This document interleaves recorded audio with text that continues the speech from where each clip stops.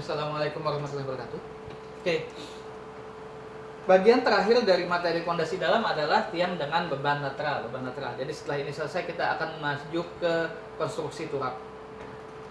Oke, kita sebelumnya sudah bicara daya dukung tiang grup dan daya dukung tiang tunggal dan daya dukung tiang grup dengan efisiensi. Itu semua kita bicara beban aksial atau beban vertikal. Nah, sekarang kita bicara beban horizontal atau beban lateral.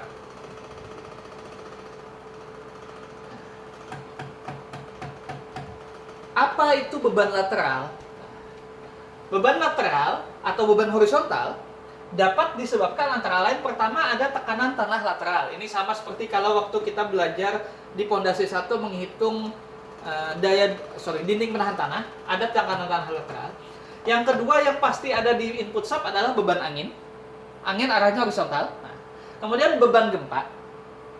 Beban angin kan di ujung bangunan dan beban gempa di permukaan tanah. Kemudian gaya akibat gelombang pada struktur atas pantai dan lain-lain. Nah, jadi kalau kita mendesain fondasi dalam untuk pelabuhan atau struktur sungai, itu pasti ada horizontal, harus dicek. Kemudian tekanan tanah lateral, kalau pas di tebing, cek. Beban angin dan gempa kapan saja harus cek. Jadi beban lateralnya apa aja? Pertama tekanan tanah, kedua beban angin, tiga beban gempa, gaya akibat gelombang pada struktur atas pantai, dan lain-lain, bisa macam-macam. Nah, jadi daya dukungnya yang kemarin kita bicara daya dukung aksial, daya vertikal. Tapi kalau kita bicara daya dukung lateral, maka di sini bebannya adalah daya dukung dia menahan beban horizontal di sini. Nah, biasanya kalau untuk menghitung fondasi, maka kita perlu semua. Kita perlu vertikal, kita perlu momen, dan kita perlu horizontal atau lateral. Nah, saya biasanya kalau sudah menghitung dari ahli struktur, saya minta joint reaction-nya dari sub berapa. Jadi berapa vertikal maksimum, berapa momen maksimum, berapa horizontal maksimum. Nah, untuk analisisnya pada tiang grup di sini. Jadi di sini ada pegas. Metodenya ada beberapa metode. Bisa pertama metode Broom, ini menggunakan grafik. Tapi metode Broom kurang akurat karena tidak memperhitungkan soal structural atau pile interaction. Hanya berlaku untuk satu jenis standar tertentu. Nah, jadi dia berdasarkan grafik, jadi kita langsung ambil aja. Yang kedua metode PY curve. Ini menggunakan software. Berdasarkan persamaan beam kolom yang diselesaikan menggunakan finite difference atau finite element. Jadi ini menggunakan software lebih akurat karena memperhitungkan soal structure dan pile interaction. Dapat digunakan untuk tanah dengan lapisan yang berbeda. Kalau sini kan dianggap homogen tanahnya. Jadi kalau lempung aja. Kalau pasir aja. Kalau mau lempung sama pasir, Broom nggak bisa. Kita harus pakai PY curve. Nah, tapi di sini perlu komputer program. Kak, contohnya LPIL. Nah, itu di sini. Saya di sini cuma akan memperkenalkan programnya saja. Untuk mendalamnya silahkan kalian bisa trial sendiri. Jadi bisa pakai metode Broom, bisa PY curve. Metode Broom membedakan analisisnya menjadi analisis tiang pendek dan analisis tiang panjang. Kemudian kepala tiangnya ada yang tidak tertahan dan ada yang tertahan. Tanahnya sendiri dibagi dua, jadi tanah kohesif dan non kohesif. Nah, jadi kalau untuk cara Broom pertama kita cek 3 dulu. Tiangnya apakah termasuk tiang pendek atau tiang panjang, short pile atau long pile. Kemudian headnya, ujung tiang di atasnya itu apakah tidak tertahan atau tertahan. Tanahnya sendiri gimana? Tanah lempung masuk kohesif atau tanah non kohesif atau pasir? Itu dulu yang kita cek di sini kalau pakai metode Broom. Nah, pertama cek dulu tiang pendek dan tiang panjang. Tiang panjang. Ini short pile under vertical horizontal load, ini long vertical pile, free head, fixed head. Nah, jadi kalau short pile dengan free head ini kayak gini central position. Tapi kalau fixed head dia akan geser. Jadi kalau kepalanya tidak tertahan, dia unrestrained, dia akan geser, akan guling, Tapi kalau tertahan, baik short pile atau long pile, dia akan geser. Nah, pada tiang pendek dengan kepala tidak tertahan, keruntuhan akan terjadi dengan rotasinya tiang, dia akan guling. Pada tiang pendek dengan kepala tertahan, keruntuhan akan terjadi dengan gesernya tiang. Jadi kalau kayak gini, tiangnya pendek tapi kepalanya ada pile cap atau tertahan, dia akan geser. Tapi kalau kepalanya lepas, dia akan guling. Tapi kalau tiangnya tiang panjang, maka baik fix atau unrestrained, keruntuhan akan terjadi dengan patahnya tiang. Jadi kalau tiangnya terlalu langsing atau terlalu panjang, dia nggak geser atau nggak rotasi, dia patah di situ. Nah, itu hati-hati di sini. Jadi perlu dipikirkan waktu kalian mendesain pondasi panjang, misalnya pondasi dalamnya sampai 40 meter, diameternya harus yang besar. Kalau kalian pakai 40 meter, diameter 30, bisa terlalu langsing, dia bisa patah. Ini yang terjadi nanti.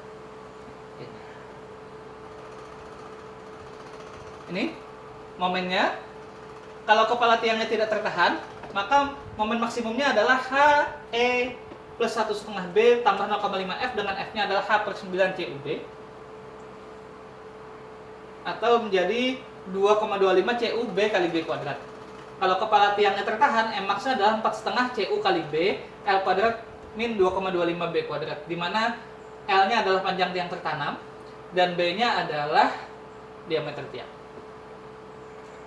Nah, kemudian setelah dapat itu, kita masukkan ke grafik di sini. Ini L per B. N per B-nya. Di sini HU per CU, B kuadrat di sini.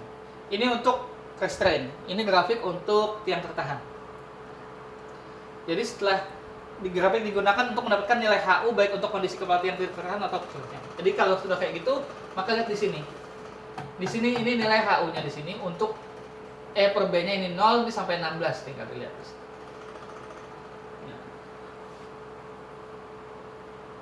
Ini pada tanah kohesif, pada tanah lempung. Pada tanah non kohesif atau tanah pasir, maka kalau kepala tiang tidak tertahan, HU-nya adalah 0,55 B kali L pangkat 3 Kp gamma per E plus L. E ini eksentrisitasnya. Nih, jarak kepala tiang E itu ini, jarak kepala tiang dari dasar. Nah, di mana Kp adalah koefisien tekanan tanah Rankine, jadi koefisien pasifnya. Buka kembali pondasi 1. Kalau kepala tiang tertahan, HU-nya adalah 1,5 B gamma L kuadrat Kp. B diameter pondasi, gamma tanah, L adalah panjang tiang tertanam, bukan panjang tiang total ya. L itu panjang tiang tertanam, E itu yang munculnya berapa kali Kp. Baru masuk ke grafik ini untuk mendapatkan nilai H baik restrain atau unrestrain. Kalau tiang panjangnya pada tanah kohesif seperti tadi bilang, dia akan patah. Sehingga di sini kalau tiang panjang pada tanah kohesif, momen maksimum yang terjadi pada tiang adalah H E plus 1,5 B tambah 0,5 F dengan F-nya adalah H per 9 CUB, sehingga di sini dan HU-nya adalah MU per E plus 1,5 B tambah 0,5 F. Kalau untuk kepala tiang tertahan, HU sama dengan MU per 1,5 B tambah 0,5 F di situ. Ini pada tanah kohesif, tadi gunakan grafik ini. Kalau pada non kohesif, maka kepala tiangnya tidak tertahan, kalau free, momen maksimumnya adalah H gaya horizontal per dikali E munculnya berapa, tambah 0,67 F, ini F-nya di situ, dengan F sama dengan 0,82 H per gamma kali B kali Kp, konstanta pasifnya Rankine, kali 0, pangkat 0,5, atau akar ini. Dengan HU adalah MU per E tambah 0,54 HU gamma B Kp, pangkat setengah. Kepala tiang tertahan, HU sama dengan 2 MU E tambah 0,54 HU gamma B Kp, pangkat 0,5. Ini untuk tiang panjang di tanah non kohesif. Jadi kalau tiang panjangnya pada tanah pasir, pakai ini. Ini grafiknya. Nah, kalau pakai metode PY curve, maka ini menggunakan software single pile under lateral loading. Nah, itu di sini. Dia menggunakan prinsip 3-dimensional soil pile interaction. Distribusi tegangannya terjadi deformasi lateral, di mana sebelum pile terdefleksi, unit tegangan tegak lurus pada pile akan terdeformasi secara uniform, tapi setelah pile terdefleksi dia akan pindah sini. Ini karena dia software, jadi kita cuma bicara prinsipnya aja. Ini tipikal soil modulus dan PY curve-nya. Nah, biasanya analisisnya menggunakan contohnya L-pile. Jadi L-pile itu prinsipnya adalah menggunakan finite analisis 2 dimensi, pile dibagi beberapa interval. Tanah di sekeliling dimodelkan sebagai non-linear spring, jadi tanah sekeliling dimodelkan sebagai pegas di situ. P-nya adalah F per L, dengan dia adalah deformasi lateral. Kalau di software ini prinsipnya. Nah, kemudian dimodelkan dengan PY curve akan berbeda-beda tergantung kedalamannya. Ini menggunakan EI beam column model, ingat di mekanika bahan juga seperti itu. Nah, file yang terdefleksi nantinya akan seperti ini. Ini menggunakan kalau menggunakan L-pile di sini. Menggunakan dengan soil modulusnya adalah S. Nah, ini konsepnya. PY curve for a short-term monotic loading was applied to a pile. PY curve where a cyclic loading was applied to a pile. There is an increase deflection with the sustained loading. Jadi kalau menggunakan software nanti pertama ini awal. short term, kemudian ada long term, kemudian baru di sini increasing deflection. Nah, itu di sini. Ini berdasarkan stiffness dari clay-nya dan lain-lain.